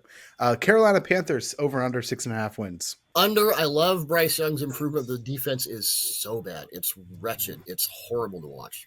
Yeah, they're going to be barely under that, but I think it's going to be a much improved offense. I think Bryce Young is finally going to look like a number 1 overall pick. I think there's some playmakers on that offense that are going to be pretty exciting, but that defense is so bad. I don't think they're going to be an easy team to play against most weeks, but I don't think they're going to win more than 6 games.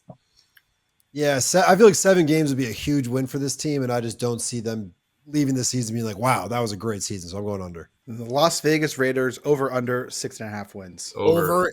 You tell Pete that he can only win 6 games. He'll win 7, somehow make the playoffs and get to the freaking championship game. That's Pete Carroll. I learned it from his time in Seattle over and over and over. If you tell him he's here, he will go just over it. That's just who he is.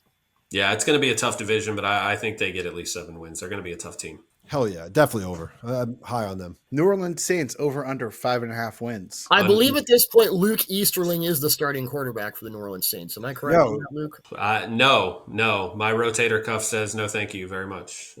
I did my time. Did you get a call from Kellen Moore? Are they? I respectfully declined the opportunity to play for the New Orleans Saints because that's just not in my soul to do so. I'm sorry. As a we already had the Tyler Shuck discussion. Bucs fan. Yeah, I was actually too young for them. Is what it is. I'll be 40 this year, and so that was it just wasn't quite old enough for their quarterback situation. Needless to say, under. I think they're going to be the worst team in the NFL. I think they'll get the number 1 pick and draft Arch Manning. The Saints are going to go under 5.5, 100%. I might bet on that. The New York Giants over under 5.5. Over. Yeah, I'm going to go just over. I think the defense is going to be decent, and I think they elevated the floor of the quarterback position enough to win 6 games. I think they go a little over. I wish that I used them as my buy low team. I love that defensive line.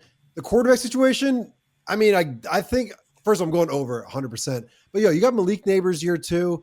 There's a lot to be excited about if you're a Giants fan. Are they going to win the division? Most definitely not, but they're going to 100% go over this. I like the entire defense. I like that they got Paulson Adebo from the Saints, very underrated corner. They got Javon Holland, very underrated safety. What I wonder about is Shane Bowen hates press coverage, a defensive coordinator, and in Adebo and Deontay Banks, they have 2 of the most press-heavy corners in the league. It's part of the reason that Deontay Banks couldn't stop throwing tantrums last year. Maybe coach for your guys' best attributes. Maybe let them do what they do well. Maybe once in a while. The New York Jets over under 5.5 wins. Just over.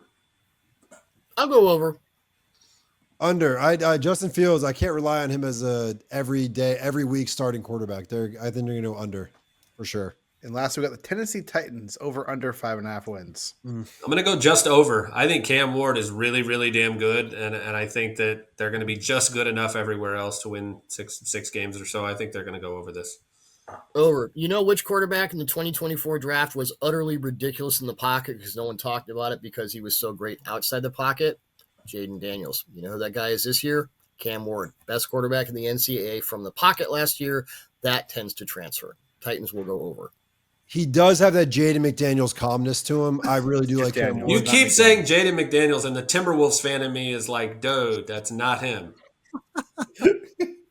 One time we let it pass. 2 times. Yeah, I was going to say, somewhere Anthony Edwards is like, we got Jaden Daniels. Yeah, so Cam Ward has a lot of that calmness that Jaden Daniels has. So I kind of think it's going to be a similar vibe of like the Commanders went from second to worst to, I don't know, really good.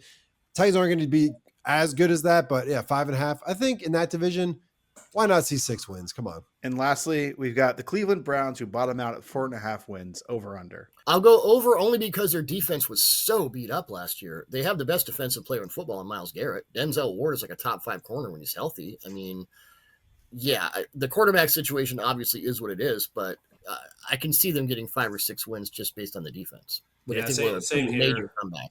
Yeah, I'm going to go slightly over here. I think that even if it's Joe Flacco for 17 weeks, I don't think he'll be bad enough for them to be the worst team in the league.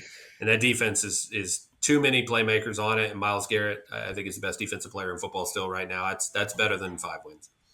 I did a reel of Garrett the other day, and I was specifically looking at his double teams. And it's funny because when guys were double teaming him, they looked outnumbered.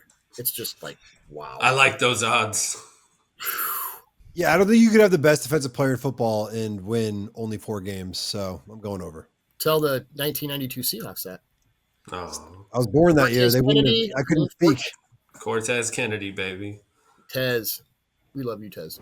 Now we're going to go preview the divisions and how they're going to shake out. So let's start with the NFC East. Luke, how do you have that division playing out? Yeah, it's going to be a 2-tiered division. I still think the Eagles are maybe the best, most complete team in the NFL right now. I still think they win this division, but I think it's close. I think the Washington Commanders are going to be right there, nipping at their heels the whole season long. I think it's going to come down to the wire. So that's 1-2. I think the Cowboys are mediocre at best football team. I think the Cowboys are closer to the Giants at the bottom of this division than they are to the Commanders or the Eagles. So Cowboys 3, Giants 4. I'll go Commanders first, just over the Eagles. I think, and again, I have some issues with their defense, but you give Dan Quinn a second year running a defense. I've seen this too many times before. He'll figure it out. They'll bring Scary Terry back because they have to. The Eagles, I'm not down on them for any particular reason. I just think the upside with Daniels is so high, with that run game is so high because, you ask people in the Commanders building, like, what was the biggest thing that happened this offseason? And people say, we got Cliff Kingsbury as OC for a second year. And Cliff has really developed as an offensive mind in the last few seasons. So Cowboys and Giants, I mean, I could almost flip. I mean, because of Will McClay, who was the GM for the Cowboys and everything but name, and one of the best personnel guys. He drafted all the big shots from Zach Martin on. They've got enough base talent to be better than the Giants, but not by much. And, we can't ever really take them seriously. I would say maybe the Commanders, they're half a game over the Eagles. We'll love to see those division games, but obviously, as you said, it's a 2-tier division. Real quick rundown. I'm going to go with the Eagles first place, very high on them. Commanders next. This is kind of where it gets weird. I'm going with the Giants third place. I just think the vibes in Dallas are way worse than they usually are. Like sometimes there's some hype about the Cowboys. There's some positivity. I don't really feel that right now, and they usually underperform to begin with. So I think the Cowboys are actually going to finish last in this division. George Pickens is not who you bring in to make this culture better. What about the NFC North? How do you see that playing out? NFC North, I think, is going to be an extremely packed division. It's going to be tightly packed. I don't think there's going to be a massive variance between the team that finishes at the top and the team that finishes at the bottom in terms of record. I still have the Lions at the top because even though you had some attrition with the coaching staff, you lost both your coordinators. I think that's gonna hurt. I think it's gonna take a hit. But the structure is still there. The talent and the team is still there, and I just can't believe they're going to be as hurt as they were last year. So I don't think that's physically possible. I still think the Lions eke it out. I think the Packers are right there, but especially these three teams, the Packers, Vikings, and Bears, if you put them in any order, I would be fine with it. I think the way the ball bounces here, an injury there, a bad weather game here could completely flip all those three teams. But I'll have the Packers finishing second. I think the Vikings, again, take a step back without Sam Darnold there. We just don't know what we're going to get with McCarthy. I think they finished third, but I think the Chicago Bears, even as a last-place team, are going to be an extremely good football team, a much better football team than we've seen the last few years. I think Caleb Williams is going to make huge improvements. That division might be the toughest top to bottom in the whole league just because I don't see a ton of variance from 1 to 4. I do see the brain drain with the Lions as being somewhat of a problem, but their new OC and their new DC, those guys are both in the building for the last few years. So They came up in this system. They have all the playbooks. It's not like you're bringing in new guys and, I want Jared Goff to stop throwing all the dig balls because that's what he's good at. They're not going to be that stupid. And the injury regression is severe. I mean, when Aiden Hutchinson got hurt in week 6, he led the NFL in every possible pressure category. They were just so banged up. If they have half the injuries they had going into the playoffs, I think they won the I think they were the best team in football last year, even with the injuries. I think they stay atop that division. I'm going to give the Packers a slight edge over the Vikings, but really I see the Bears as a team that might win 7 or 8 games. And at the end of the regular season, everyone in the league is going, oh, God, do we have to watch out for these guys next year? They're in trouble. Kind of different, kind of similar. I'm going with the Lions, of course, to win the division. I'm going to have Packers next, but I am a little bit worried about them. Third place, I'm going with the Bears. Like you guys mentioned before, that defense is improving. They brought in Ben Johnson. I think maybe Caleb Williams is going to settle down a little bit. The expectations have probably come down a little bit. No one thinks he's like the best quarterback out of his draft class anymore, with Jaden Daniels clearly being the number one. And last place, I'm going with the Vikings. I just don't believe in JJ McCarthy. I think they're going to be in last place, but it's going to be a really good last place team. How do you see the NFC South playing out? Yeah, I think it's going to be pretty boring. I think it's going to be the same way it's been for the last 4 years. Tampa Bay Buccaneers are bringing back pretty much everybody. The entire starting offense is back. I know they lost Liam Cohen, but again, they kept the entire rest of the coaching staff from leaving to follow him. So it's all going to be more of the same. They're going to build on last year's success. They made a ton of improvements and additions to the defense, both in terms of veterans, bringing in guys like Hassan Reddick to improve the pass rush, loading up on defensive draft picks in the secondary and defensive front. Injuries early on are going to make it a struggle for them to start the season. But again, this is a team that was 4-6 and 4-7 in each of the past 2 seasons. They won the division. They've won it 4 years in a row. I think they do it again. I think the Falcons are going to be a really, really hard team to beat. I think if they had moved to Michael Penix Jr. much earlier last season, I think we're having a different conversation about the NFC South last year. Gladly for the Bucs fans among us, we that did not happen, and the Bucs won the division again. I think it's going to be a tough battle between those two teams. But I think the Bucs have been there before. The Bucs have the leadership, the experience, the veteran guys. I think they get the job done. Falcons finish second. And again, similar to the NFC East, I think it's 2 tiers. I think it's those 2 teams. I think the Panthers are clearly the third best team. I think they're going to be improved, but not enough to challenge those top 2. And again, I think the Saints are just going to be one of the worst teams in football, and I think they could contend for the number 1 pick. Yeah, I would go Buccaneers first here. I mean, I would love for Baker Mayfield to calm down a little bit, but I'd also like a full head of hair and $14 million. Not going to happen. Falcons at number 2 for a lot of the reasons Luke said. And Penix, I was so high on him coming out of Washington. Really a deep ball maven. And the whole thing with Cousins is like, why didn't you make the switch before? Panthers, as I said before, love Bryce Young. The defense is just that's a multi-year rebuild. And the Saints, Next. Worst team ever.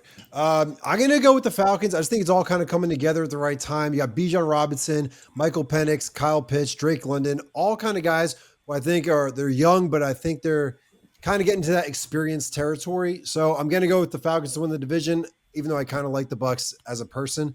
Bucs second, Panthers third, and the Saints by default last place. My hot take for the season is that the Falcons will have an offensive player of the year in Bijan Robinson. I can see it. I can see 100% it. see it. Wouldn't surprise me. It's not really a hot take then. Well, it's hot-ish. I wouldn't bet on it, but Yeah. It's He's been in the oven for a he's, while. he's fantasy number one for a lot of people, so I think he'll have a great season. Now moving on to the NFC West, and you two, Doug and Luke, have some interesting choices for this one. So who do you guys have winning the NFC West? Yeah, I've got Seattle winning it almost by default. Again, I think the Rams are probably the better team overall, but I just can't trust that Matthew Stafford's going to stay healthy the whole season. And the drop-off from Matt Stafford being healthy and to Jimmy Garoppolo is just going to be such a massive drop-off for this team. If he misses any kind of significant time at all, I think it's going to be a much easier division to win for Seattle. I think the Rams will still be there because I love that defensive line, the defense overall, and they still got some weapons there. So they'll still be tough. The 49ers are the team that I don't have a lot of faith in. Again, they play a last place schedule, but I think they're older, they're banged up. They lost so many key members of that defense this offseason. So I don't see them contending in that division. And I think the Arizona Cardinals they're just there. I don't think they inspire anybody at all right now. Yeah, I'm going with the Seahawks primarily because of the defense. I do find it interesting that there's a Seahawks offensive line that's trending up. I think the last time that happened was 2011. Yeah. With Gray Zabel. My goodness. I mean, I thought Gray Zabel was good. I didn't think he was this good. I'll go with the Rams second. Same concerns about Stafford. If Stafford's fully healthy, I think they win the division and go deep in the playoffs because they've got most everything else. I'll put the Cardinals slightly ahead of the Niners. With the Cardinals, I just don't know what the identity is. I think the Niners are it's not a soft rebuild. It's a soft, restructure. And they know it has to happen. Damn, so you have the 49ers getting last place. Holy crap. Okay, I'm going to go with the Rams to win the division. I'm a big McVay believer. I think Stafford will play enough games where they can win that division. Second place, I'm going with the 49ers. Shanahan, also an amazing coach. A lot of guys are getting hurt there, but they still got Purdy. McCaffrey's going to be there. They're not the same team that was insane a few years ago, but I think they're good enough to be better than these other two teams. Third place, I'm going to Seahawks, but I don't think they're going to be a good third place team. Not a Darnold guy. In fourth place, I'm going to the Cardinals. Kyler Murray, dude, I was watching him play last year. He throws the ball so slow. I'm just not a believer in him anymore. Cardinals last place. And then from there, who do you think is going to be the three wildcard teams from the NFC? I'm going to go Commanders, Falcons, and the Packers. Eagles, Packers, Rams. My three wildcard teams out of the NFC are going to be Washington Commanders, Tampa Bay Buccaneers, and the Chicago Bears. All right, moving on to the AFC now. Let's take a look at the AFC East. How do you see that division shaking out? I mean, it's the Bills and everybody else. I think they're gonna win that division easily again. But I do think the New England Patriots are going to be much improved. I think they move up to the number 2 spot. Drake May, Mike Vrabel coming in. I think that the floor of that franchise is going to rise quite a bit, and I think they're going to be a much tougher out. The Jets, they got some playmakers on both sides of the ball. Obviously, they're going to go as Justin Fields goes. I'm still a pretty big Justin Fields fan. He's just going to have to do so much work to undo all of the mechanical problems that developed because of his time in Chicago and how detrimental it was to his development. He's still got a lot of things to unlearn that weren't issues for him at Ohio State, frankly, that were issues that were created in Chicago. So hopefully we get the best version of him and they can be a solid team, but I don't see them finishing any higher than third there. And again, I just think I see the potential for the Miami Dolphins to kind of be a train wreck this year and fall off the wagon and lead to an offseason of completely rebuilding that franchise. I think the Bills are still number 1 here. I don't think it's going to be as much of a fait accompli as it used to be. I think the Patriots are well on their way. I think the Jets were so poorly coached last season that with Aaron Glenn and Tanner Engstrand, who was in the Lions staff for a while with Ben Johnson on offense, Steve Wilkes on defense, I think they're going to bring a lot of heat for a 6 or 7 win team. The Dolphins, I think Mike McDaniel is going to be somebody's really, really good offensive coordinator next year. We'll see where that goes. Damn. I'm going to go with the Bills to win it as well. I just think no one's going to overtake them. Patriots, second place. I agree. I think the Mike Vrabel hire is just so much better than Gerard Mayo. A lot of good things going on there. And you know what? I'm going to have the Dolphins third place. I'm going to be optimistic and say Tua's going to play the full season. If he plays the full season, they're going to be third place. Jets, fourth place. I just don't think Justin Fields can win enough games to be better than the Dolphins. Moving on to the AFC North, where do you see that division lining up? I think it's the Ravens at the top. I think they're the most complete team. They've got the best player in the division, obviously. That offense is going to be nasty again with Lamar and Derrick Henry. The Cincinnati Bengals, again, one of the most explosive passing games, really offenses in the league, despite having kind of a lackluster offensive line. But Joe Burrow, Chase Brown had a huge year last year. I expect the same from him this year. They brought back both their wide receivers. They're going to score a lot of points. They're going to have to because that defense is awful, even with Trey Hendrickson. And if he's not there, man, it's going to be bad. But the Steelers, again, I think continue to be the most average team in the NFL like they have been for a while. I don't think Aaron Rodgers moves the needle much. But it's not going to take much for them to finish third instead of the Browns, who are easily the worst team in that division. Ravens are up top. It's funny. I did a piece for Athlon about a week ago on the best quarterbacks in every type of situation, and it was hilarious how many times Lamar was number one and by how far he was. He must have won MVP, right, Doug? There was at least one AP voter who voted for him who was not happy when the results came out. I'll just put it that way. Yeah. I know him. Best team in best offense, might be the best team in the NFL, certainly up there. I think, we've talked about why the Aaron Rodgers thing wouldn't work. We tend to undersell how the Steelers were able to do what they've done since Big Ben kind of lost his fastball with the quarterbacks they've had. Yeah. And Aaron Rodgers can figure it out enough to make them, a little bit over that. They're not going to have a winning record with a negative point differential again. Maybe 10, 11 wins. Bengals, this is going to be, remember the Saints from about, 10 years ago when Drew Brees threw for 17,000 yards a season, and that was went 7-9 because their defense was ranked 49th. There you go. And then the Browns at the bottom because they're the Browns. Ravens are an incredible regular season team. That's not me saying they can't win in the postseason. But I have the Bengals following them. You guys know how I feel about them. I think they have their best offensive season yet with Joe Burrow. And then third place, Steelers. And, of course, fourth place, we're going with the Browns. Moving on to the AFC South. How do you see what some people call the worst division in football playing out? Yeah, I think it's a couple of tiers here. I think the Texans and the Jaguars are going to be fighting for it at the top, but I do think it might take 9 or 10 wins at most to win this division. I think those are the two teams I'm most confident will be fighting it out at the end. Titans, I think, will be much improved, but not enough to get into that tier and push for a playoff spot. And I just think the Colts are going to be really, really, really bad. One team in this division will have a winning record, and it'll be by default. I have the Texans because of the defense, and they have not fixed their offensive line issues. Jaguars second based on talent. I had Colts and then Titans. I think I'm going to flip it now. I'm moving the goalpost now. Titans third, Colts fourth. It's more a positive statement regarding Cam Ward than a negative statement regarding what's going on with the Colts quarterback situation. I'm going to go with the Texans in first place. I think they'll be the only actual good team from that division. I still don't believe in the Jaguars. I think they're just a little bit stale. Have them in second place. Titans third place, and that is mostly because I just don't believe in the Colts whatsoever. And, I kind of like the Titans. I like Cam Ward. So Titans third, Colts fourth. And our last division to run through is the AFC West. How do you see that division playing out? I still think it's going to be the Chiefs over the Broncos, but as the great Lee Corso would say, closer than the experts think. I think that's going to be a very, very tightly contested division at the top. And again, wouldn't surprise me at all if it flips at the end, partly because of, and I know Doug's mentioned this, that the Chiefs defensively kind of fell off towards the end of the season last year so badly. I think the Broncos, if the offense improves as much as I expect it to under Sean Payton in year 2 with Bo Nix, and then the defense, I think, is just going to be the nastiest defense in the league probably. And so it won't surprise me if they do it, but I got to believe it. I got to see it to believe it if the Chiefs are going to get knocked off the top spot in that division. So I'll have them there. Third place, I think, is the Chargers. Raiders in fourth, but I could easily flip those two teams as well, depending on an injury here or bounce of the ball here. So that there's not going to be a huge gap between those two teams, but I think it's going to be the Chiefs and the Broncos down to the wire. The last time the Chiefs did not finish first in this division, it was 2015 when the Broncos won the Super Bowl with an ungodly defense and just enough good quarterback play. Could happen again, just saying. Chiefs second. I think the fall off both on offense and defense was clear. I don't know that they've done enough to really fix that. I think I'm going to go Raiders over Chargers. I know too much about Pete Carroll.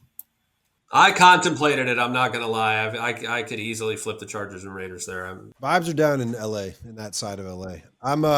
I go the Broncos in first place. I think they're the most complete team in this division. I believe in Bo Nix. I believe in Sean Payton. Chiefs, they've been on the tick down for quite a bit. That Super Bowl loss was a disaster. Travis Kelce's getting old. I'm going to go Raiders third, just like you guys. I believe in Brock Bowers. I believe in Pete Carroll. And Chargers fourth, Justin Herbert, new girlfriend. Not really the vibe I was looking for. I think the Chargers are going to finish in last place. Who do you have making each wild card spot in the AFC? I'm going to take the Broncos and the Bengals, and I think the Patriots. I think the Jaguars could make a run there, but I think that the Patriots, with that coaching change and with Drake May's development, the improvements they've made to that offensive line, Travion Henderson, I think, has a huge rookie season. I think the Patriots take that last spot. Chiefs, Patriots, Steelers, Mike Vrabel, Coach of the Year. Another big oof for the Titans over the last 5 seasons. Wow, no Bengals. Okay, I'm going with the Bengals as the number 1 wild card spot. Chiefs number 2, Patriots squeaking in. That's my 3 wild card teams. Who do you have taking home the Big 5 awards? We'll start with Offensive Rookie of the Year. Doug, who do you have taking home the award? As I said, Cam Ward, the NCAA's best pocket passer last season. That tends to transfer because it did with Jaden Daniels the year before. We all talk about the off-schedule stuff and all that. The first thing Brian Callahan, the head coach of the Titans, said when they selected him first overall was, this guy is a monster in the pocket. When he was asked at the combine, what is your greatest attribute? Cam Ward said, it's from the pocket. And everyone kind of went, what? Then, okay, watch the tape, look at the metrics. It's there. They've got enough on the ball with their targets. The offensive line's a little weird. I don't know why you paid Dan Moore that much money to be your left tackle after he led the NFL in sacks level 12, but I'm not the one in charge. But I think Cam Ward has more than enough on the ball to – it's not going to be the same kind of franchise turnaround that Jaden Daniels engineered, but I do think Cam Ward will show, yes, that you have a franchise quarterback now. That you can check that box. Luke? I'm going to go Ashton Jeanty. I think I agree with all of what Doug said about Cam Ward, and I wouldn't be surprised to see that whatsoever. But you don't take a running back at number 6 overall unless you're going to make him the focal point of your offense. And I think, again, or unless you're Pete Carroll. That team is going to be organizationally so much more healthy this year, and I think Geno Smith elevates the passing game. They're not going to be able to stack the box like teams were able to do against Ashton Jeanty in college. It's not going to happen in the NFL. They're not going to be allowed to get away with that. He's going to have more room to run in the NFL than he did at the college level, and I think he's going to get the ball a ton. I think that team's going to be better than the Titans, so I think he's going to be kind of more visible than Cam Ward might be. Again, that's kind of a problem for the NFL, why they didn't put Cam Ward on national television more often this year. But I think Ashton Jeanty's going to get the ball a ton. I think he's already a household name. I think he ends up putting up huge numbers and running away with that. Glad I could be the tiebreaker here. I'm going to go with Cam Ward. I think Doug said it perfectly. We're going to look at Cam Ward and be like, this guy is a franchise quarterback. He can win your team games. Cam Ward, Offensive Rookie of the Year. All right, now let's move on to the Defensive Rookie of the Year. Who do you guys have there? I'll go first with Travis Hunter because he's primarily going to play cornerback. And I've talked to Richard Sherman and Dick LeBeau pre-draft about where Travis Hunter should play. And Richard Sherman and Dick LeBeau told me that he should play primarily cornerback. If you have an argument, don't take it up with me. Take it up with a future Hall of Famer and maybe the best defensive coach of all time. End of story. I don't disagree with that, and I think the film will tell that story. That's not what wins Defensive Rookie of the Year in this league. I think it's going to be sacks. I think it's going to be pressures. It's hard for a non-pass rusher to win this award, even somebody like Travis Hunter, who's obviously going to have the attention and the household name. He's not like most corners. He's kind of a unicorn and a player, and so he's got a better shot than most. But I just think Abdul Carter is going to be so dominant for the Giants, playing on a defensive line where you cannot isolate any of you can't leave any of them one-on-one. And so they're probably going to leave the rookie one-on-one more often than not. And I think he's just going to absolutely eat. I think pass rushers win these awards. I think Abdul Carter is going to win it. How much fun is it going to be the first time a team decides to double Carter and single Dexter Lawrence? Yeah, good luck with that, everybody. Dead. Mm-hmm. Yeah, I'm also going Abdul Carter. I mean, this dude's instincts are off the charts. I remember watching that game, Penn State, Notre Dame, during the college football playoff, and just literally watching him the entire game. He knew exactly where to be on every play. It's as if he knows what the other team is doing. He's an absolute freak. Abdul Carter, Defensive Rookie of the Year, no doubt. He played that game with one arm too, Steve. Like Yep. he was like completely injured and only one arm and was still the best player on the field. Insane. All right, let's move on to the Offensive Player of the Year. Who do you guys have winning that there? I know. Well, I'm not going to spoil Luke's. I'll just say it's Derrick Henry for me. This guy is not normal. So when we talk about, he's in his early 30s. Yeah, he had all these carries. Well, he always has all these carries. He always comes back the next year and blows up the NFL. And I think he's in such a great multifaceted run game. I rewatched all his snaps and all these different schemes when I did the piece for Athlon recently on the best running backs in every type of scheme. I mean, Derrick Henry was one of the best outside zone runners in the NFL last year. Think about that. We think about him as, power counter, trap, sweep, pull, whatever. He can do everything. I don't see any slowdown. The guy is still, he's running like he's 24. He has an absolutely insane offseason program. I think he comes in, and while his quarterback will be the MVP this time, as he should have been last year, I think Derrick Henry wins Offensive Player of the Year. Yeah, that wouldn't surprise me at all, Doug. I'm going to go Saquon Barkley just because I think he's going to basically have the same season he had last year. I don't know why would expect anything else. He's still only 28 years old. I think he's got plenty left in the tank. I think that offense, again, it's an offense where you can't just focus on one guy. Jalen Hurts, when they're all healthy, Jalen Hurts throwing to Dante Smith and A.J. Brown with Barkley in the backfield, they're never going to be able to just load up on him without giving up those big plays down the field. And even when you're attacking the run, similar to what Baltimore has with you either pick Lamar or you pick Derrick Henry and you're going to lose every time. It's going to be the similar for Philly. I think Barkley's going to have plenty of space to run. We're going to see a similar season from him this year. I don't know if it's 2,000 yards, but I wouldn't be surprised. I think he wins this. The interesting thing about Barkley, real quick, he and McCaffrey have the same sort of career arc. You either lead the league in yards from scrimmage or you play 4 games. Right. That's pretty much it. And they've alternated yards from scrimmage over the last 6 years. One guy's hurt and one guy gets it. The Eagles are set up so well to do that if Barkley can stay healthy. Little known fact that Jordan Mailata and Lane Johnson each had more run blocking reps last year than pass blocking reps. Wow. I can't even begin to get into how insanely rare that is in today's NFL. Yeah, those guys are studs. I almost went Saquon, but I'm gonna go with Jamar Chase. I mean, you guys know I'm kind of the Bengals guy in this chat right now. I just think that offense is going to be absolutely legendary. Jamar Chase is an absolute beast. He ended the year on an incredible run. Jamar Chase, Offensive Player of the Year in the NFL. One thing about Offensive Player of the Year, no players won back-to-back Offensive Player of the Year since Marshall Faulk did in 2001, where he won 3 times in actual row from 99 to 2001. So we'll see if Saquon could be the first one to do it in over 24 years.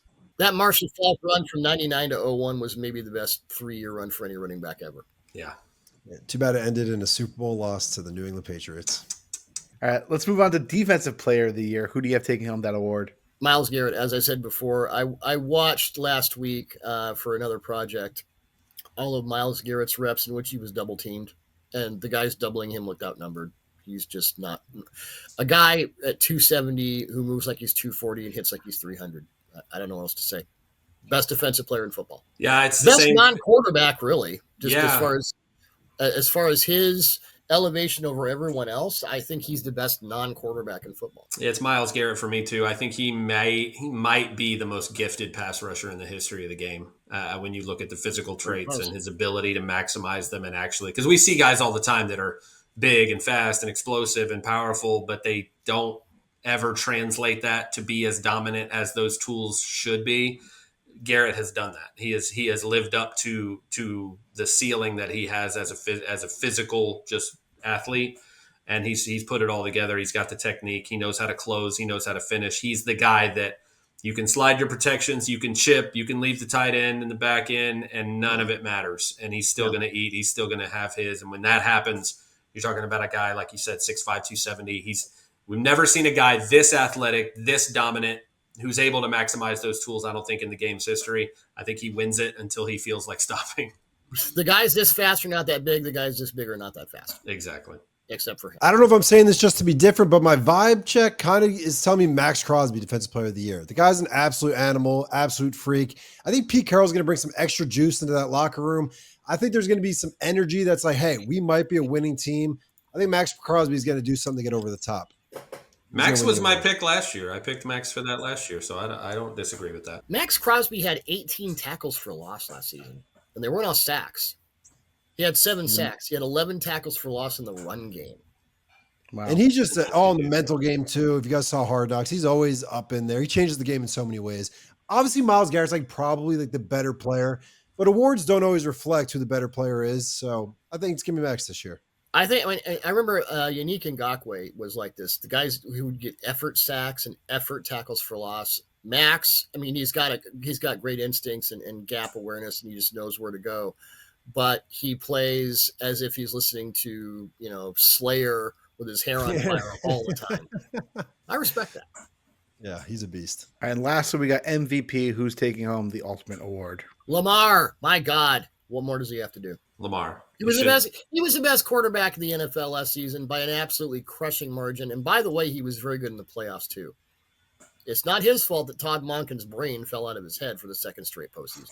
Everything Doug just said, Lamar Jackson. He should have won it last year, and not just because I've been a Lamar apologist for his entire career. All the numbers, there's literally no metric that he didn't dominate. And I think the only 2 categories that Josh Allen had over him last year were rushing touchdowns and maybe he won 1 or 2. I can't even remember what the other one was, but and again, Doug can give you every stat you want on why. I have it teed up. You have them all, man. Lamar was the best player in football last year. It's an absolute crime that he didn't win MVP. I think he makes the rest of the league pay for it this year, and he wins it rightfully. Lamar Jackson was the best quarterback last season in, deep breath, passes of 10 to 19 air yards, passes of 20-plus air yards, throwing under pressure, that was Burrow. With play action, Lamar. Without play action, Lamar. With pre-snap motion, it was Josh Allen. Lamar was second. Inside the pocket, Joe Burrow. Lamar was second. Outside the pocket, Lamar. Come on. One of the greatest quarterback seasons of all time, and the guy doesn't win MVP. 41 touchdown passes, 4 interceptions, and almost rushed for 1,000 yards also. And he didn't win MVP. I've got a tweet up where I go into all 4 of Lamar's 4 all 4 of his interceptions on tape, and they were all either miscommunications with the receiver, or there was not one bad throw that led to an interception. And it's not even his fault that they didn't win the playoffs. It's Mark Andrews' fault. It's Todd Monken's fault. But to give my pick, you guys aren't going to be that surprised. And I honestly don't even like this guy as a fan. But I'm going with Joe Burrow. I just think it's his year. I think the media would love to give this guy an award. They're absolutely obsessed with him. And I'm really not on a fan basis. But I think it's going to be an incredible offensive season for the Cincinnati Bengals. Joe Burrow, NFL MVP. Bet on it. MVP going 9-8. No, he's going to go 12-5. I truly don't think you estimate how bad this defense is going to be. Yeah, they could average 36 points a game and go 8-9. I can't wait to be right. You know who never won MVP? Drew Bledsoe. Drew Brees. Oh yeah, Drew Bledsoe certainly. Drew Brees never won MVP. You know why? Because he did so much, and his defenses always fell short. Sometimes they were absolutely abysmal. I think Burrow could be Tom Brady, and just as far as skill set, I think career arc, I think it's going to be Breeze. They're going to catch fire one year. He's going to win 1 Super Bowl, and we're never going to remember how great he was because the defenses were just hot garbage. Let's look ahead to next February. Who do you think is going to the Super Bowl, and who do you think is going to win it all? I think Lamar finally gets his. I think it's going to be a tough road through the AFC, but that team is so complete. They're so balanced. They can do whatever they want on both sides of the ball. And like Doug has said, as long as Todd Monken keeps doing what they do during the regular season and it doesn't try to change things up, I just lean into their strengths. I think the Ravens win. I think the NFC is going to be really interesting. I still believe that the Detroit Lions, if they stay healthy, are the more complete team in the NFC. I think they come out of there. And sorry to Lions fans, I think you fall short at the last hurdle because I think Lamar and company finally win theirs. I have the Ravens winning the Super Bowl. I think they do it in a Beltway series over the Commanders. And really, it's just going to be down to locking Todd Monken in a shed for the postseason. Todd, you did great. Go to Aruba, come back after we win the ring, and you'll get your own ring, and we'll save you some confetti and some mimosas, and we'll just do it that way because, Yeah, and the defense, by the way, very, very good under Zach Orr.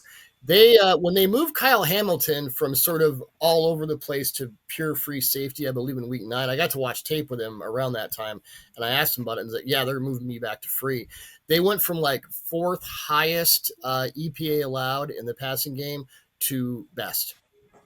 So, by the way, they also have an amazing alien in Kyle Hamilton. Yeah, he's a beast. I agree with you guys. An AFC North team is 100% going to the Super Bowl. The Cincinnati Bengals. Wow. Will be taking on the Philadelphia Eagles. And much to my chagrin, the Philadelphia Eagles will be back-to-back Super Bowl champs. I think they got it. I love the vibes in Philadelphia. Even if this happens, you will. If they win, if they get to the Super Bowl, you will be the swag king of Athlon Sports for the rest of your life. I'll buy you a Cincinnati Bengals shirt. We will pitch in and we will buy you a Joe Burrow Super Bowl jersey with the patch on it and everything. We're gonna have to do like a special Athlon Sports tiger stripe jersey just for you. But here's the thing, I'm picking them to lose the Super Bowl, guys. I just don't think their defense can hold up in that game. I'll paint my head. It'll finally come back. It'll finally matter in the Super Bowl. I will paint a this defense can't do it.